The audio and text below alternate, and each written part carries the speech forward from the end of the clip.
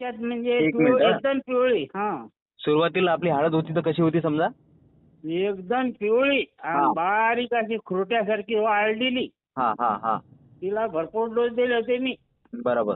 पण तिच्यात काय जावं वाटेना झालं ना. असं वाटू लागलं की बुवा मोडून टाकावं का काय करावं. थोडासा वाळसरा होता, हा हा हा. वाळसर जमीन. बर. तिच्यात पाणी साचत नाही, काय नाही काय नाही काय काय नाही.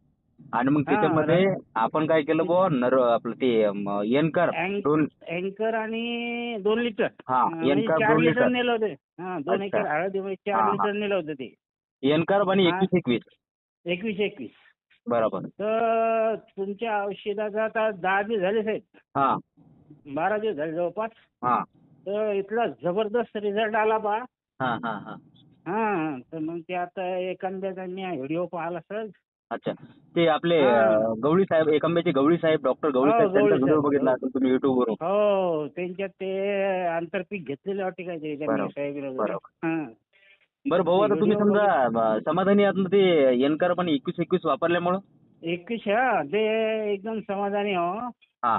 तर तुम्ही आज जर आले इथं बळीराजावर, बर. तर माझ्याकडं 4 व्हीलर आहे. हा. तर इथं जवळ आहे आपलं हराळजवळ शेत. बर.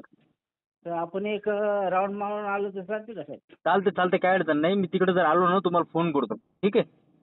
बरं. तुम्ही काय करा, मला फोटो टाकून द्या हळदीचे भाऊ. हं? हो.